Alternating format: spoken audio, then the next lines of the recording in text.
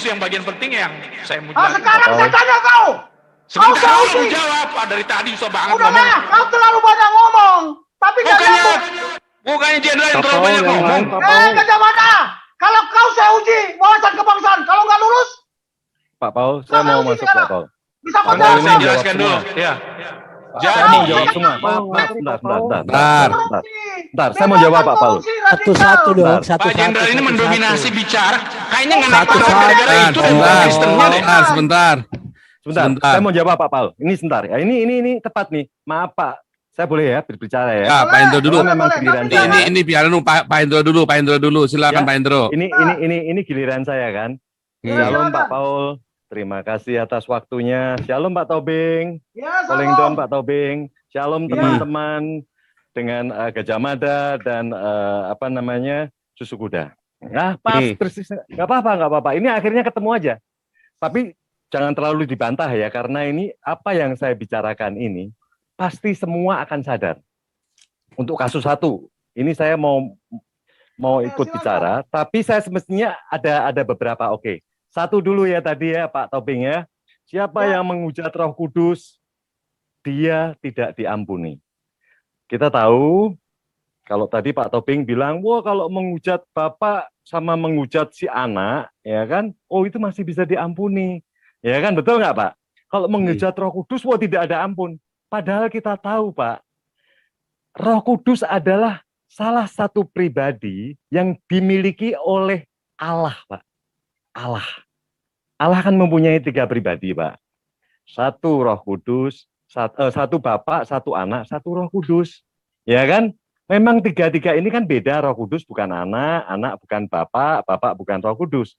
Tapi Roh Kudus ini adalah bagian daripada pribadi daripada Allah.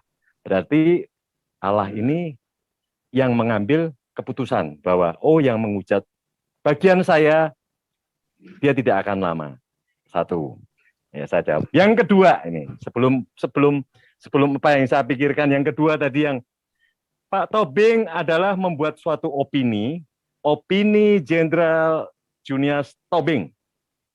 Yang satu adalah harapan daripada Gajah Mada. Yang bertanya adalah susu kuda. Nah, ini saya jelaskan. Mengapa tidak dipecat sama ketua KPK? Pak Tobing sudah menjelaskan bahwa ini empower, kalau bisa diberdayakan, bahasa Indonesianya diberdayakan. Padahal, nah ini saya lihat, yang berhak memecat di dalam pemilihan untuk menjadi ASN atau bukan ASN itu adalah Menpan RB,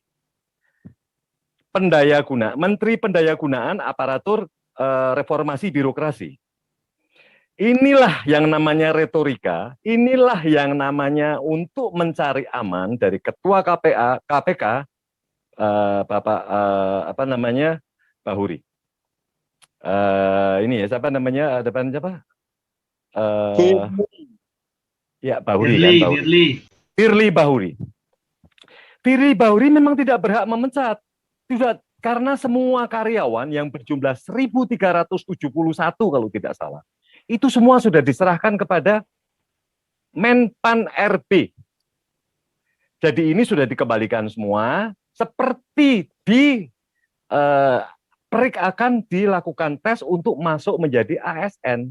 Dilakukanlah tes dengan wawasan kebangsaan. Setelah dites, 75 orang ini termasuk Novel tidak lulus. Kan selalu bilang, Firly ini selalu bilang, itu saya sebenarnya tidak akan bisa memberi ketegasan bahwa ini dipecat atau tidak. Nanti adalah keputusan yang membuat adalah Pan RB. Nah ini nanti yang bagian divisinya Menpan RB ini yang memberikan suatu statement karena mereka sudah tidak berhak. Kita tunggu statement, moga-moga sesuai dengan harapan Pak Gajah Mada dan apa yang dilakukan, opini dari Pak Tobing mungkin bisa meleset atau mungkin opini Pak Tobing bisa benar, Gajah Mada bisa meleset.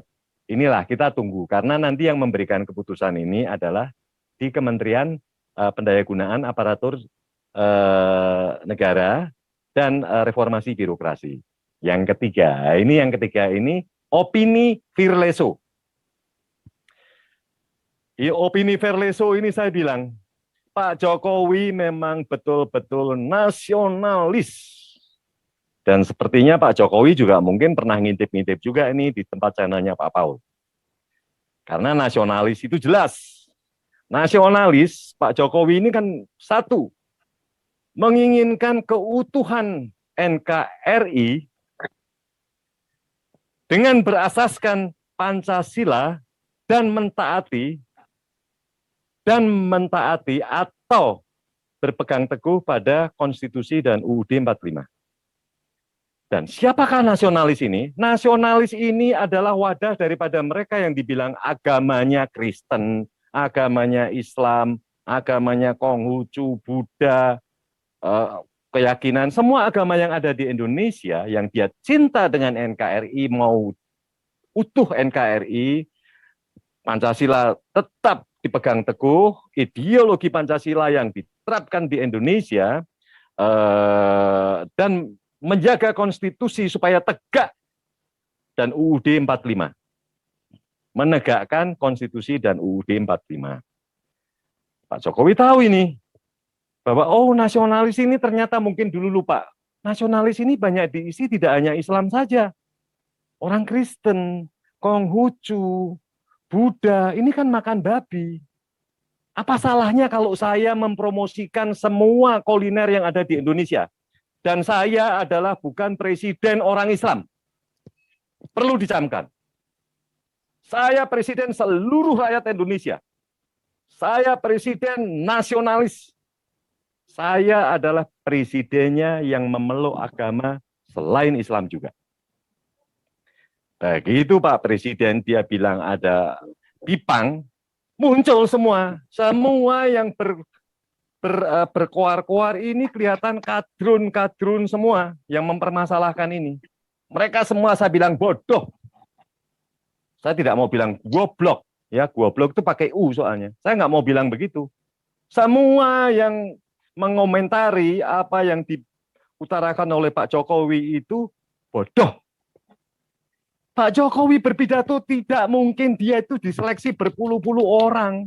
Kita aja mau meluncing produk, itu banyak orang yang mesti dilibatkan. Apa yang dikeluarkan dari mulut Pak Jokowi semua sudah terfilter. Sudah terfilter. Inilah Pak Jokowi tetap berharap semua dengan yang nasionalis ini untuk membantu pemerintah melawan penganut faham khilafah. Inilah yang bisa melawan paham khilafah. Siapa lagi kalau bukan kita-kita? Pak Jokowi luar biasa, luar biasa. Kalau mereka otaknya encer, apa yang dilakukan Pak Jokowi itu harus cepat menangkap. Itu namanya analyzer yang cepat. Bukan mereka yang terbawa atau orang yang mabuk. Orang mabuk nggak bisa berpikir. Orang mabuk apa aja nggak bisa berpikir. Apalagi mabuk agama. Kalau orang tidak mabuk, dia bisa berpikir jernih. Apa sih yang dilakukan Pak Jokowi? Luar biasa. Begitu Pak Jokowi bilang begitu, saya bilang inilah namanya presiden kita. Nasionalis sejati. Dia tidak takut, dia sudah tahu bakal dihujat sana-sini, bakal dihujat oleh kadrun-kadrun dan mereka penganut dari paham khilafah, pasti menghujat. Pak Jokowi sudah tahu. Saya tinggal 3 tahun, saya tidak ada 3 tahun. Disinilah saya akan meninggalkan legacy yang bagus buat pengganti saya. Pak Tobing waktu itu pernah bilang kalau presiden terus ada kaitannya dengan yang berikutnya itu memudahkan karena dia meninggalkan legacy Presiden Club. Moga-moga dengan adanya Pak Jokowi ini, presiden-presiden berikutnya itu juga seperti yang Pak Tobing bilang, Presiden Club jadi berkesinambungan. Bukannya mereka begitu jadi presiden langsung membuat suatu kebijakan yang berbeda lagi, membuat kebijakan berbeda, tidak ada selesainya Indonesia ini. Sekarang sudah dimulai oleh Pak Jokowi. Pak Jokowi membasmi yang namanya paham khilafah. radikalisme, terorisme mulai dibasmi. Dan harapan Pak Jokowi juga begitu. Siapa nanti yang menggantikan dia atau beliau, itu harus dilakukan sama seperti Pak Jokowi. Jadi harapan saya dua periode, dua presiden lagi, atau satu presiden, dua periode, itu bisa betul-betul bersisi tidak, tapi mungkin ada 90% sudah cukup bagus. Karena mereka yang terpapar dengan radikalisme itu kalau kita melihat daripada hasil daripada kemarin presiden, itu cukup banyak. Cukup banyak, kalau 48%, kalau bedanya 46% deh. 48, 52 ya, waktu kemarin Pak Jokowi menang ya. Itu paham khilafah itu juga tidak hanya radikalis semua, mungkin agama Kristen juga ikut-ikutan paham khilafah. Mungkin dari agama lain juga ikut paham khilafah. Jangan kita bilang paham khilafah itu mesti Islam radikal, belum tentu. Siapa yang melawan Jokowi kemarin? Itulah mengikuti paham khilafah. Karena dia semestinya harus memilih nasionalis, Pak Jokowi nasionalis. Ini yang harus diterapkan. Saya bilang luar biasa. Jadi disinilah dengan pelajaran Pak Tobing itu begitu luar biasa, membangkitkan jiwa kita, semua membangkitkan jiwa-jiwa supaya kita menjadi nasionalis. Isi nasionalis, wadahnya nasionalis itu harus kita isi. Supaya negara kita itu utuh. Supaya ideologi Pancasila semakin menyebar ke seluruh rakyat Indonesia. Dan kita menuntut atau menyuarakan bahwa betul-betul konstitusi dan Undang-Undang 45 itu harus ditegakkan, bukan hanya tebang pilih mereka-mereka yang banyak duit. Karena saya lihat ini sudah nggak karuan. Bagaimana Presiden bisa menegakkan hukum kalau semua yang di bidang hukum pun sudah terpapar dengan paham khilafah? Ini pertanyaan. Kalau ada MA memutuskan sesuatu yang Pancasila, itu berarti dia melawan Pancasila. Itu dia melawan Pancasila. MA itu siapa? Dari dulu dengan Hatta Ali juga saya tidak setuju. Dari dulu saya tidak setuju. Diganti lagi dengan Muhammad Syarifuddin, ini sama saja. Sama saja. Jadi saya harapkan dari kepolisian, saya harapkan dari KPK ini bisa kuat. Kita benahi dengan MA, kita perkuat dengan MK, itu baru bagus. Makanya dengan ditolaknya SKP 3 Menteri, jangan khawatir, saya percaya. Saya percaya 3 Menteri ini sama dengan KPK. Kita ingin nggak KPK dulu? KPK kalau misalkan si Setia Novanto itu lolos dari pra-peradilan, di pra-peradilan dia lolos, KPK langsung dibikin tersangka lagi. Dibikin tersangka lagi. Ini juga begitu. Ditolak, dibikin lagi. Ditolak, bikin lagi. Sampai diterima. Masa sih keputusan menteri kalah dengan Pemda? Ini kan Pemda yang bikin itu kan kemarin kan uji materi itu kan Pemda. Pemda Sumatera Barat. Masa kalah? Masa mesti harus presiden turun pakai perpres? Apa kerja daripada menteri? Bikin lagi, bikin lagi. Jadi inilah yang tadi saya bilang ya. Saya bisa membantu, satu Roh Kudus kalau dihujat, risikonya jelas ya kan. Kalau kita tidak perlu memperbincangkan tadi, itu hanya asumsi semua. Opini boleh, namanya opini itu kan berarti pendapat. Tapi kalau tadi harapan dari Pak Gajah Mada bagus, harapan bagus. Itu semua saya bilang masih asumsi. Keputusan ada di Menpan RB. Dan yang tadi yang ketiga dengan nasionalis, kita supaya menumbuhkan. Kita sekarang ini sudah dicurahkan oleh Bapak kita yang ada di surga, roh keberanian. Roh keberanian untuk melawan ketidakbenaran. Inilah saatnya. Semua YouTube harus bersuara. Tadi saya lihat Pak Tobing dengan Pak Paul di tempat Zoom daripada rekan-rekan, saya melihat. Saya tidak masuk, tapi ada YouTube yang masuk, yang mungkin ada Christine, ada siapa-siapa. Saya lihat yang berbobot sih lumayan ya. Saya bisa teriak tadi, cuman saya lihat kok linknya sudah diputus. Mereka hanya berdasarkan YouTuber atau mereka yang mempunyai reputasi. Ya kan? Saya sebentar lagi akan punya juga seperti Pak Paul, Pak. Nanti kita suarakan rame-rame. Terima kasih Pak Paul, itulah menurut saya Ya kan, yang terakhir adalah analisa saya. Yang kedua adalah meluruskan apa yang sudah saya baca jelas. Yang pertama itu adalah yang Trinitas. Terima kasih Pak Paul. Oke. Tuhan memberkati. Saya boleh menyampaikan pendapat saya Pak Paul. supaya lebih Boleh. jelas. Sebentar Saya supaya gini jangan dulu. kepanjangan nih. Pak Jenderal, Ya, ini terlalu karena ini bertele-tele sudah mau waktu jam saya udah 12, capek nih. karena Jadi kita begini aja. Coba sekali-sekali Gajah Mada suruh paparan di sini. Wawasan nasional, wawasan kebangsaan. Saya mau dengar. Ini saya mau paparkan ya. Tunggu dulu. Kalau untuk Pak Endro, saya kan tadi katakan berdosa kepada Roh Kudus, menghujat Roh Kudus tidak bisa diampuni. Saya Betul. hanya pernah mendengar dari pendeta. Betul. Ya, tapi saya kan tidak tahu. Mohon Pak Paul yang menjelaskan. Dengar dulu Pak Endro, dengar ya. Iya. Saya ada titik koma. Saya kalau sekarang saya uji si Gajah Mada ini masalah wawasan kebangsaan. Kalau lulus, potong kepala saya. Tapi dulu suruh dia ceramah di sini. Jangan hanya bisa mau ini kan pendapat saya. Saya kan tidak tahu kalau yang di KPK diuji kemarin dia nggak lulus wawasan kebangsaan, dia adalah kadrun, dia sudah korupsi. Jangan diputar-balikan. Kalau dia korupsi silakan penggal. Tapi kan kalau orang tidak lulus wawasan kebangsaan dia sudah radikal. Sudah pasti dia korupsi. Tunggu dulu. Saya tidak menuduh orang yang di KPK Kau kan korupsi. bilang, dengar, kembalikan bicaramu tadi, KPK. Saya harus tegas Jangan marah-marah. mengatakan Harus tegas. Kamu bahwa tidak punya kalau tidak hak. lulus wawasan kebangsaan harus dipecat. Sekarang kau Saya kalau mau saya akan uji lulus saya akan nggak? jelaskan.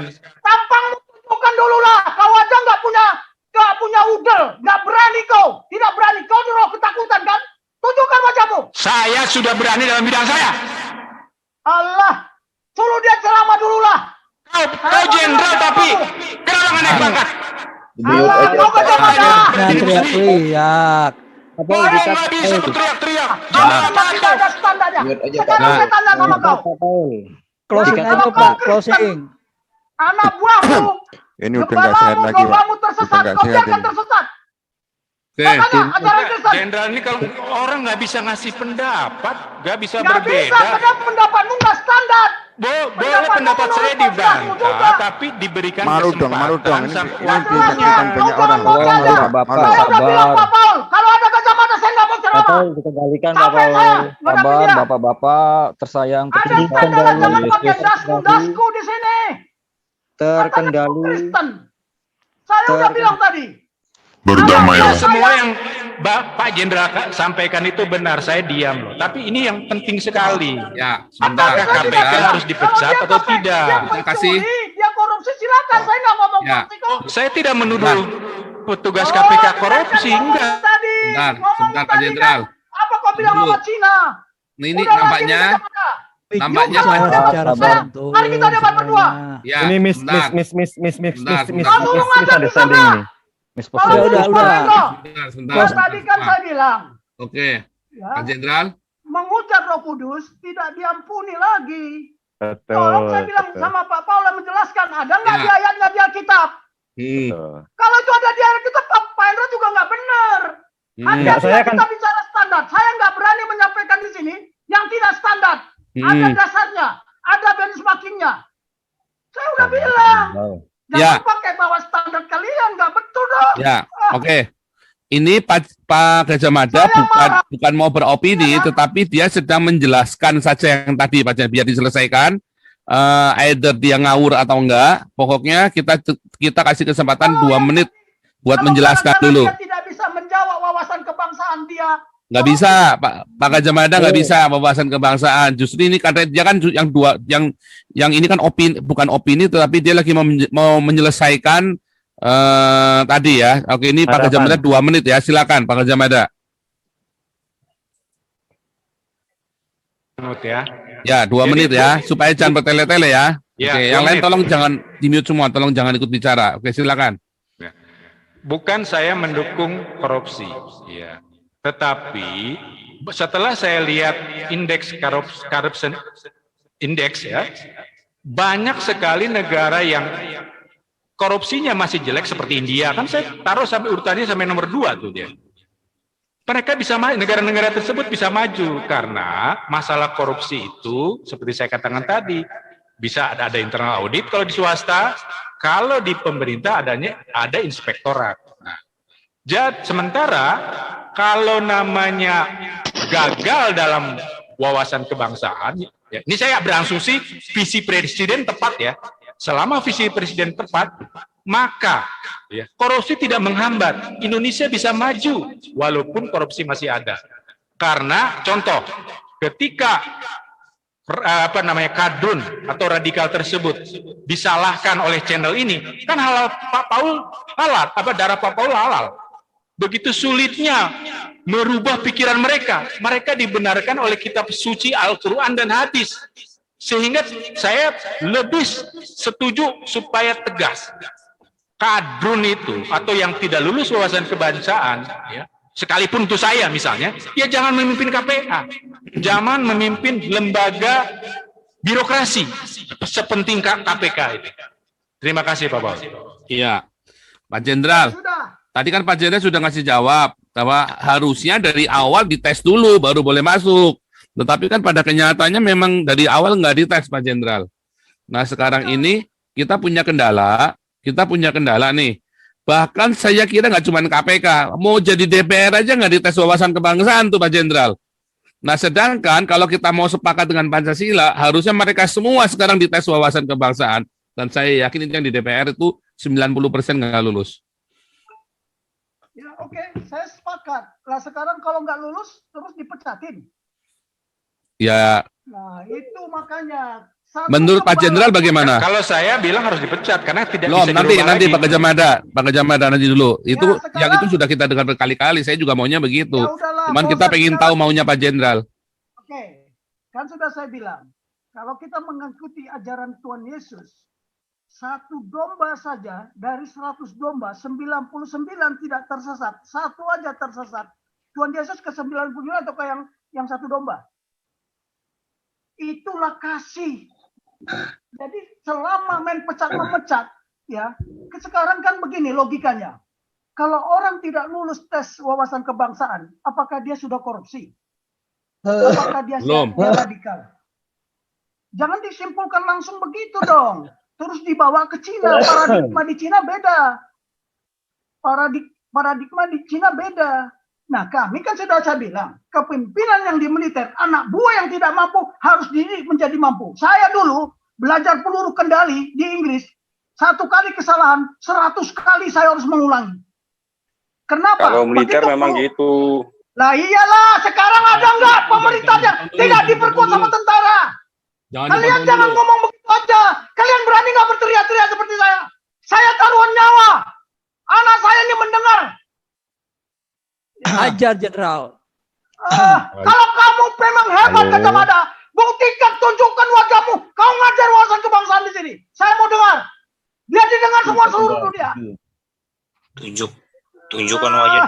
Kamu hanya bisa mendebat-debat saya mencari gara-gara untuk supaya marah. Saya sudah berkali-kali kau bikin begitu. Saya beritahu Saya akan tunjukkan wajah saya ketika masalah. Dengar dulu. Kau bilang masalah Laut Cina Selatan. Besok saya tunjukkan sama kau. Hari Kamis kita bicara Laut Cina Selatan. Bentar Pak Jenderal. Saya masih tidak membuat konsepnya dan sampaikan ke presiden dan sudah ditindaklanjuti. Jangan kira kau belum ketemu saya, kau Gajah Mada. Saya lagi cari kau siapa kau. Jangan kau antek kilapa juga kau. Ngomong lagi teman-teman. Ayo lu. Kau kira saya tidak pikirkan kau ya? Jenderal, jangan keluar dari sumpah. Sekarang begini, Pak Paul. Jangan dikira di antara kita ini tidak pengkhianat. Ada pengkhianat. Ini jenderalnya belum mature kalau saya bilang. Sebentar. Jangan keluar dari topik dulu. Oke, Pak Jenderal, sebentar Pak Jenderal. Tadi saya masih belum puas tadi Pak Jenderal. Sebentar. Kan misalnya nih, ini kan ceritanya kan khilafah nih. Ini kita ceritanya enggak. Kita ceritanya ini si novel CS ini kan sudah kita punya praduga mereka ini terlibat khilafah, bukan cuma masalah nggak lulus doang, tetapi antara Bai sama Bin, saya yakin dia bikin sengaja tes ini memang mau buat garap novel CS. Nah sekarang kenyataannya novel CS sendiri masuk dalam jebakan itu dan mereka nggak lulus. Nah Kalau maunya saya dengan Pak Gajah Mada, ini dipecat karena itu sudah jelas itu udah khilafah. Iya. Nah, walaupun saya tahu ada prinsip tadi, ada prinsip satu sesat kita cariin, tetapi ini masalahnya bukan satu sesat, yang satu ini menyesatkan kita semua, bukan cuma sesat. Kalau Tuhan Yesus bilang yang menyesatkan ini taruh batu kilangan di lehernya, dimasukkan ke laut, Pak Jenderal. Kalau dia cuma sesat, itu kita cari, tapi kalau dia menyesatkan, ya harus kita selesaikan. Oke.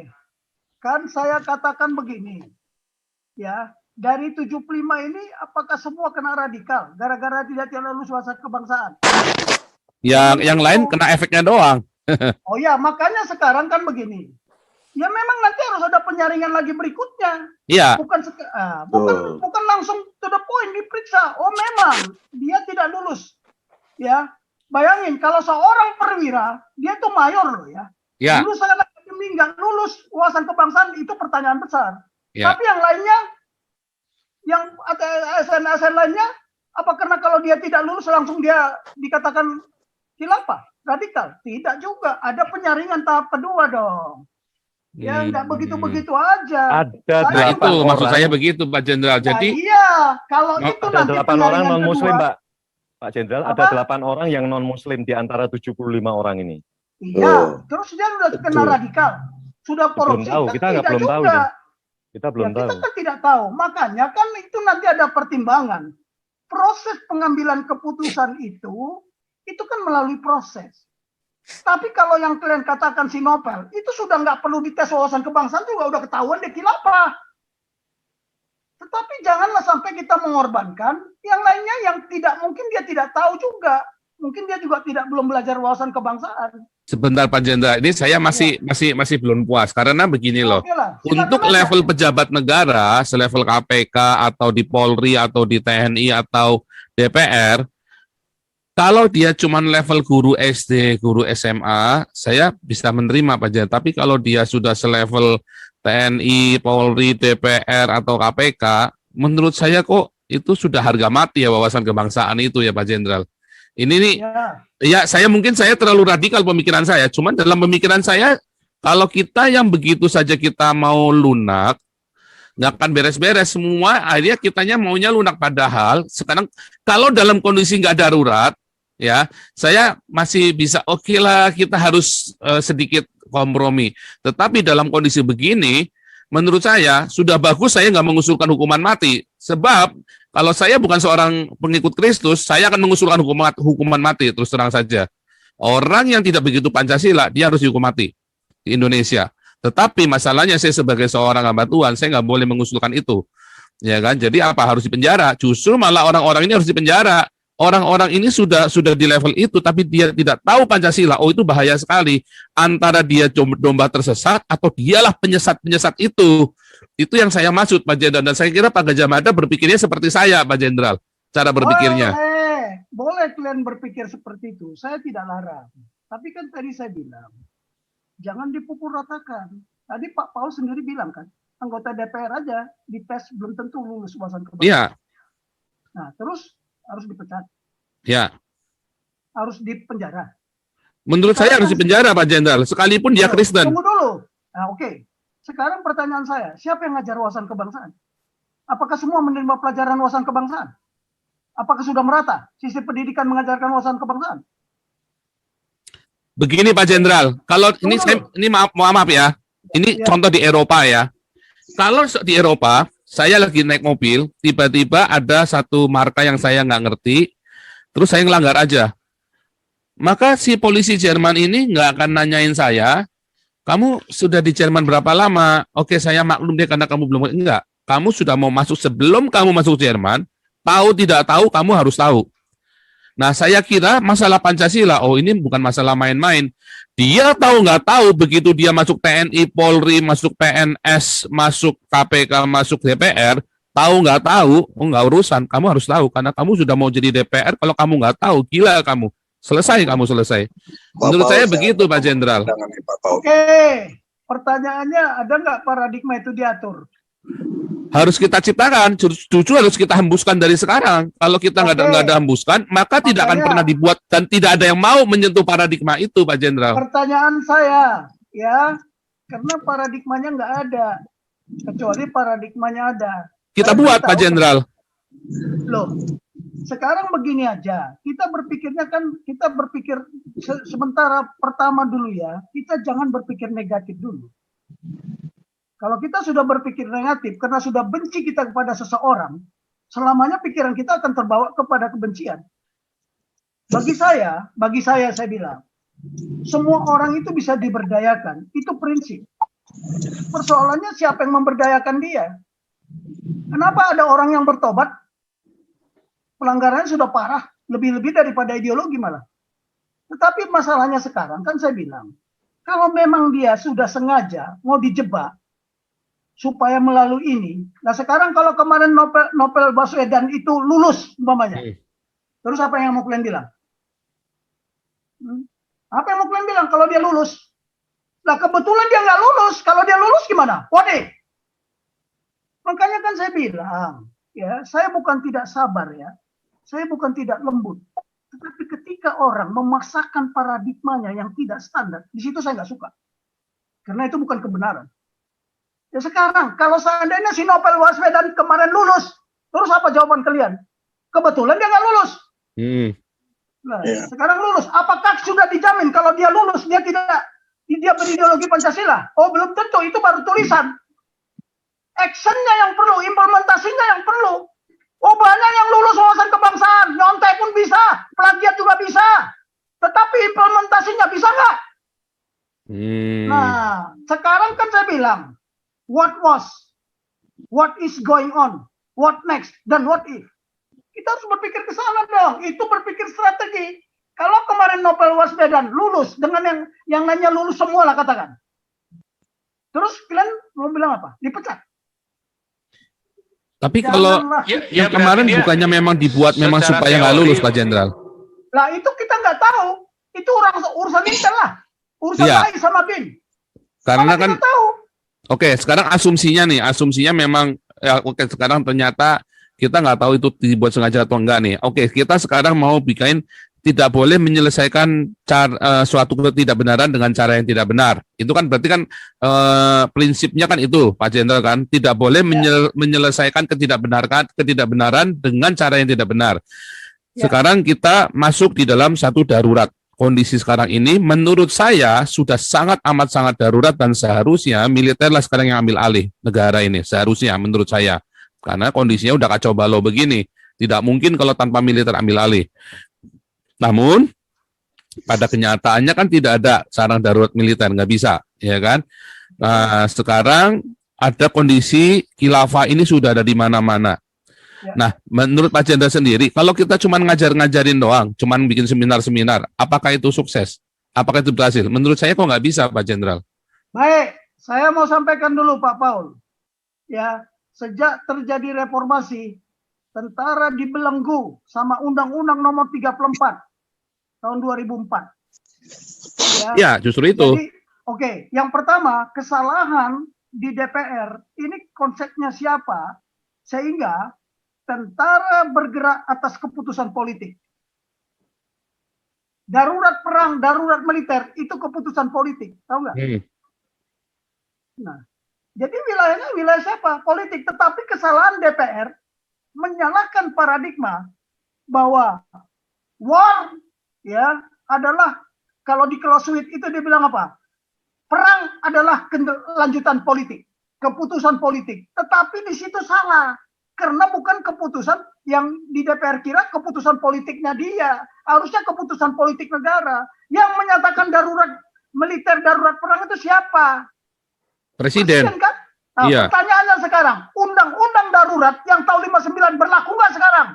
Enggak, kan sama Megawati udah diiniin, udah dibredel. Mana undang-undang darurat tahun 59 tolong dibaca. Itu untuk kepentingan Trikora. Masih berlaku nggak sekarang? Itu yang mau direvisi rancangan undang-undang ketentuan darurat. Itu tidak setuju siapa? DPR. Nah, coba cek dulu. Nah, itu kenyataannya Pak Jenderal. Nah, justru itu makanya yang saya khawatirkan kalau kita mau ngikutin cara Pak Jenderal tadi, artinya kita oke lah itu kan domba tersesat. Kita nggak akan pernah nyampe ke tujuan, akhirnya kita berretorika karena kita akhirnya terlalu lemah. Sedangkan kita sudah tahu bahwa ini mereka menghalalkan segala cara. Kita tidak mau menghalalkan segala cara. Yang sudah ditempuh oleh Bai sama Bin menurut saya sudah benar. Nah, cuman adapun ada orang Kristen non khilafah yang kena eksesnya gara-gara itu, menurut saya resikonya dia harus sudah tahu. Walaupun dia non khilafah atau Kristen sekalipun, pendeta sekalipun, nggak urusan. Berarti dia bakal, misalnya dia pendeta pun, berarti calon-calon pendeta radikal tuh. Nah, saya kira begitu Pak Jenderal. Oke lah, saya setuju. Ya, makanya selalu kita mulai dari mengapa. Ya. Mengapa tiba-tiba ada tes wawasan kebangsaan? Kenapa hanya KPK yang dites wawasan kebangsaan? Ya. Yang begini ini kan berarti ada latar belakang lain. Why? Makanya saya selalu bilang why. Ya. Nah, sekarang katakanlah dia ini untuk menjebak si Novel Baswedan. Nah, sekarang kalau kemarin Novel Baswedan lulus, terus apa yang terjadi lagi? Nah, saya bukan Novel Baswedan. Nah, kalau saya dulu di Taruna, saya pernah dapat nilai 60. Saya tanya gurunya, saya nggak yakin saya dapat 60. Betul Pak Tobing, coba dicek. Tapi kalau Anda disuruh mengecek lagi nanti hasil tes Anda kalau benar hasil tes Anda jelek, turun 20 nilai. Oke Pak, saya siap. Tapi ternyata nilai saya 80. Terus bagaimana? Lah, ini kita hati-hati. Makanya kita lihat dulu, apa sasaran tes ini. Ya. Sasaran strateginya ini kita kan tidak tahu. Itu kan yang tahu Bais sama Bin. Tahu, itu mereka sudah disetujui undang-undang pegawai KPK ya untuk menjadi ASN itu sudah disetujui oleh DPR dan itu sudah undang-undang itu sudah. Ya itu sudah kong kali kong semua Pak Hendro. Jadi nggak bisa begitu. Sebentar, ini kita stop dulu nih. Ini ada Beta Maluku nih. Kemarin dia ada ide bagus. Mungkin Pak Beta Maluku bisa kasih masuk dulu supaya ada wacana lain. Silakan Pak Beta Maluku. Ya, terima kasih Bung Paul. Ya. Teman-teman di grup. Menanggapi ini semua, saya lihat kelemahan negara ini dasarnya belakangan ini ya, menyangkut khilafah atau apa itu. Intel negara kita lemah. Intel lemah ini. Sehingga antisipasinya nggak ada.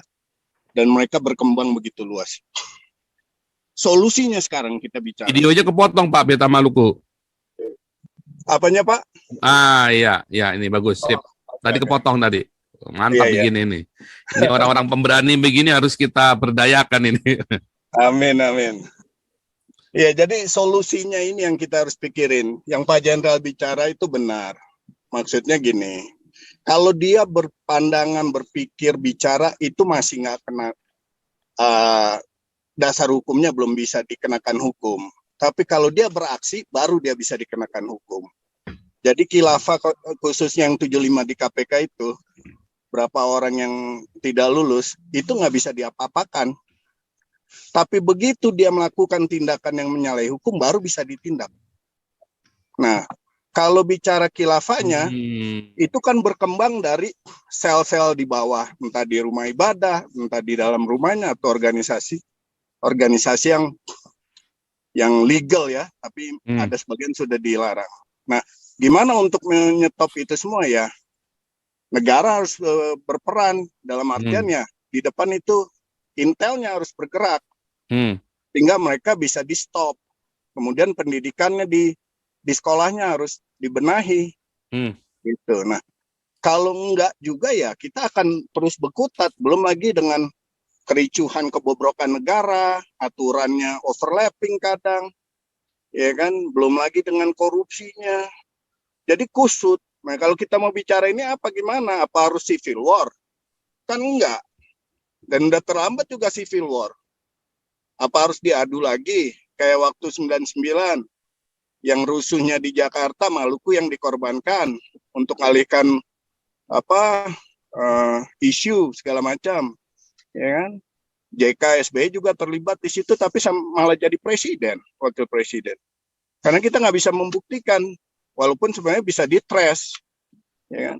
Nah sekarang pun juga gini, apa ini dipakai untuk mengacaukan negara, melemahkan Indonesia di Southeast Asia atau apa, kita nggak tahu. Nah, Intel ini yang harus bergerak. Nah, negara dalam artian rejim Jokowi ya, dia mungkin dia tahu, tapi kondisinya dia juga serba salah atau kurang kuat secara politik, ya atau dia takut kalau dia turun nanti dia dibalas dendam model Ken Arok. Nah, ya kita nggak tahu, mungkin ya Pak Jenderal bilang benar tadi, tapi yang si Gajah Mada ada benarnya juga, walaupun waktu dia bilang Amerika korupsi itu mana buktinya, kan cuma bicara. Kalau ada buktinya rakyat Amerika spontan, dia nggak pakai mundur. Oh, ada buktinya Bicara. Pak, itu di Ukraina itu ya, jadi ada bantuan Amerika sekian triliun mau diserahkan ke negara Ukraina, tapi anaknya Biden itu dikasih gaji tinggi sekali. Itu yang dituduh Trump, itu bukti korupsinya. Iya, tapi itu dicocokologi kalau dibilang. Tapi bicara dokumen faktanya nggak bisa dibuktikan, Pak. Jadi hanya asumsi. Sudah bisa Akhirnya Pak menjadi dibuktikan, cerita Pak. kayak begini, omongan-omongan. Nggak bisa pasal. Pak Gajah Mada. Saya yang tahu yang Iya. dimaksud Pak Betama Luku ini, artinya suatu masalah nggak bisa dibuktikan kalau tidak bisa dibawa ke persidangan. Iya, Kalau nggak bisa dibawa berarti nggak ada bukti, itu berarti namanya Iya. cuman praduga. Makanya tadi Iya, Pak Jenderal tadi praduga. ngotot tadi, yang saya dimaksud Pak Jenderal saya juga ngerti. Cuman idenya Pak Gajah Mada, saya setuju dengan idenya itu, makanya saya kejar Kalau Pak gitu Jenderal nanti saya tadi, akan gitu sampaikan loh. bagaimana bukti korupsi itu nanti pada kesempatan lain. Ya, tapi nggak bisa, itu nggak pernah bisa disidang sampai hari ini, nggak bisa disidang. Jadi itu bukan bukti namanya, itu hanya sebuah praduga. Jadi nggak bisa di itu. Tetapi anyway, enggak, kita nggak mau ke sana-sana. Kita mau fokus dengan tadi ini ya, dengan kita mau fokus dengan bagaimana menindaklanjuti orang-orang yang sudah terbukti tidak Pancasila. Iya. Oke, kita stop dulu ya, kita stop dulu. Ini biar Pak Jenderal kasih penutup karena kita harus stop nih. Ya. Oke. Ini biar Pak Jenderal kasih penutup. Silakan Pak Jenderal kasih penutup. Intinya bagaimana setelah sudah terbukti tidak Pancasila orang-orang ini dan orang-orang ini pejabat-pejabat dalam pemerintahan, lalu apa yang harus kita lakukan? Lalu kita tutup. Ini sebenarnya ada Pak Matias Tambah juga dan yang lain-lain. Sorry ya teman-teman belum bisa masuk malam ini. Oke Pak Jenderal silakan.